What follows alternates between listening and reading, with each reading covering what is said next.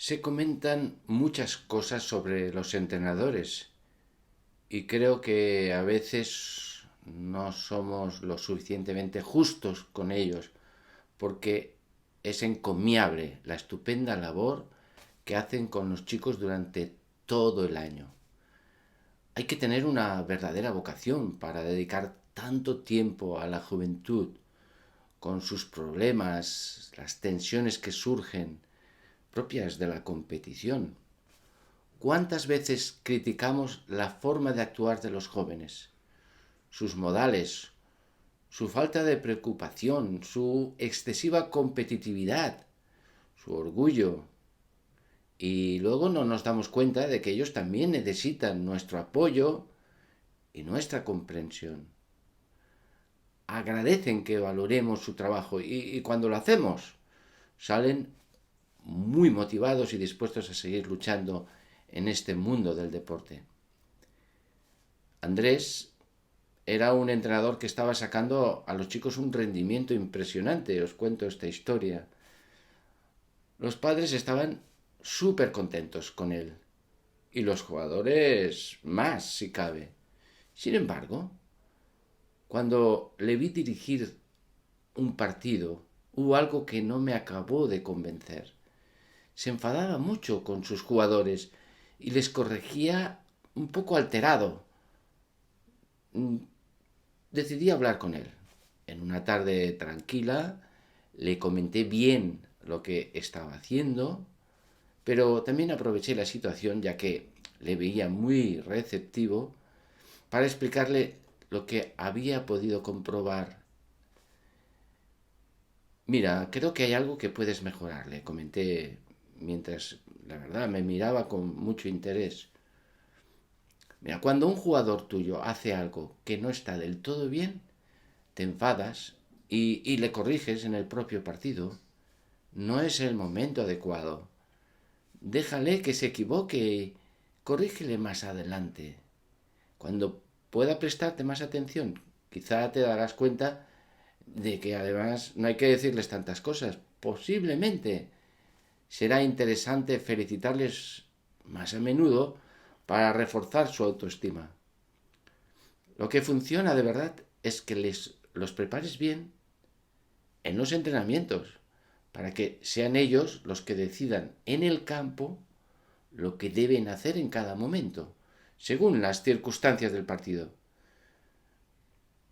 La verdad es que me fui bastante satisfecho porque me pareció que el entrenador estaba de acuerdo. Muchas veces no nos damos cuenta de cómo hacemos las cosas hasta que alguien tiene el detalle de decírnoslo a la cara, con cariño. Pude verle en el siguiente partido y efectivamente las cosas cambiaron radicalmente. Los chicos eran motivados constantemente por su entrenador y eso les daba alas para seguir esforzándose porque notaban que confiaba en ellos. Luego, no sé por qué te cuento esto, pensé en que todo esto que estoy contándote también me pasa a mí. Los entrenadores necesitan que yo les corrija, pero sobre todo agradecen mi comprensión. Les gusta comprobar que confío en ellos, que creo en su talento, que perdono sus errores porque todos los tenemos. Y eso les da alas para seguir esforzándose.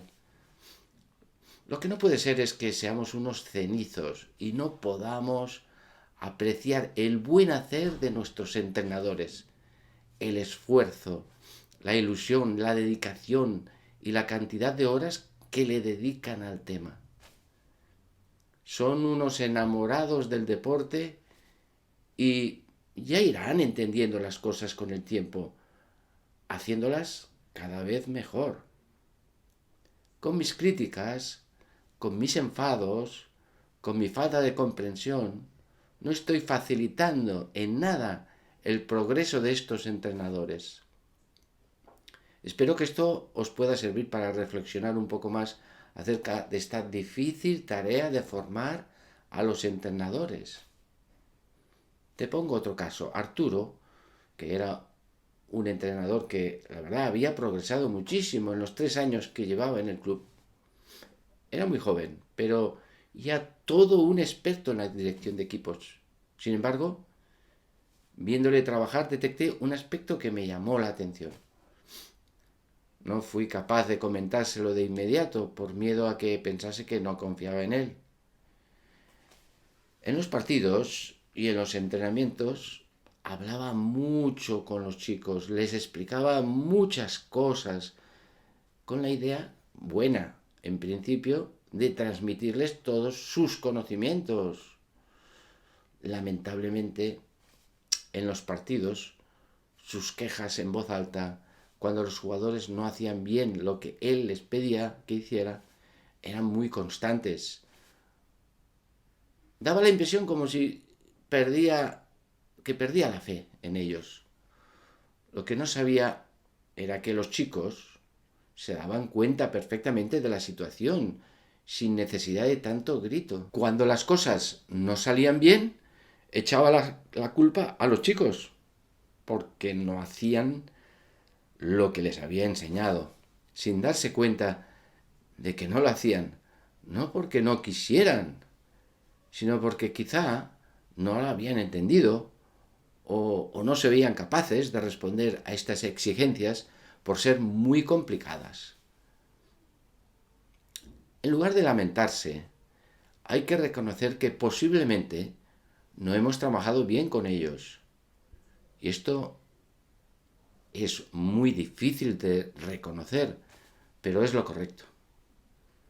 Aceptar responsabilidades en los malos resultados del aprendizaje es fundamental. Echar la culpa a los jugadores es lo más sencillo. A mí personalmente me molesta mucho esta actitud y sin embargo pienso que eso mismo me pasa a mí con los entrenadores. A veces no hacen lo que les pido y me lamento de forma airada, sin darme cuenta de que, hombre, quizá si no lo hacen es porque les estoy pidiendo algo muy complicado, aunque a mí me parezca muy sencillo, o porque no he sabido explicarlo o enseñarlo bien. Reconozcamos las cosas tal como son. Entre las cosas que más me cuestan y que define perfectamente al buen educador está la paciencia y el optimismo. Ver las cosas de forma positiva y optimista te ayuda a comprenderlas y afrontarlas de forma mucho más eficaz, ya que consigues metas que parecían imposibles con tus entrenadores o con tus jugadores. En lugar de ver a un jugador que falla, he de ver a un futbolista que acierta en muchas cosas. En lugar de ver a un entrenador que se equivoca, he de ver a un educador que intenta acertar en muchas situaciones. Ver lo positivo y perdonar lo negativo, aunque luego se lo tengamos que corregir, porque necesita esta información, porque tiene que seguir mejorando. Ser valiente para decir las cosas a la cara, con espíritu positivo y optimista. No podemos callarnos. Las decimos con suavidad. Hemos de hacerlo cuidando las formas, para no herir nunca a nadie, ya que normalmente en la balanza siempre hay más cosas positivas que negativas. El simple hecho de dedicarse a la formación de jugadores tiene mucho mérito. Muchas veces los entrenadores piensan que ganan los partidos por el planteamiento táctico que han realizado y por lo que han trabajado durante la semana. Y esto puedo asegurarte, por la experiencia de muchos años, que no es cierto. Los niños juegan muchas veces demasiado encorsetados porque deben actuar muy diferente a lo que es natural para ellos. En cambio, cuando les dejas que jueguen libremente sin disposiciones tácticas complicadas, son capaces de rendir más allá de sus posibilidades, simplemente con un poquito de motivación. Se transforman y son otros muy diferentes. En esta preciosa película de Pelé, donde se narra su vida, se muestra el momento en que debuta en la primera división del Santos de Brasil. Tenía solo 16 años y su entrenador insiste en que se olvide de su juego bonito y que juegue fácil. Pelé, que intenta hacer caso a lo que le dicen, no consigue adaptarse a esta forma de juego y fracasa completamente, hasta el punto de que casi abandona. Cuando se decide a jugar como siempre lo había hecho, entonces se produce una explosión de fútbol en Pelé, brillando como nunca y llevándolo a jugar el Mundial con tan solo 17 años. Lo mismo ocurre con muchos entrenadores. No se puede pretender que todos los jugadores sean de una forma concreta. Hay que dejarles libertad y margen para que puedan crecer y desarrollarse con naturalidad. Que se equivoquen, que descubran sus errores y que aprendan de ellos, sin enfadarse y sin perder la paciencia, dándoles mucha confianza. Todo esto te lo explico con todo detalle en mi libro El entrenador como formador. Hasta luego.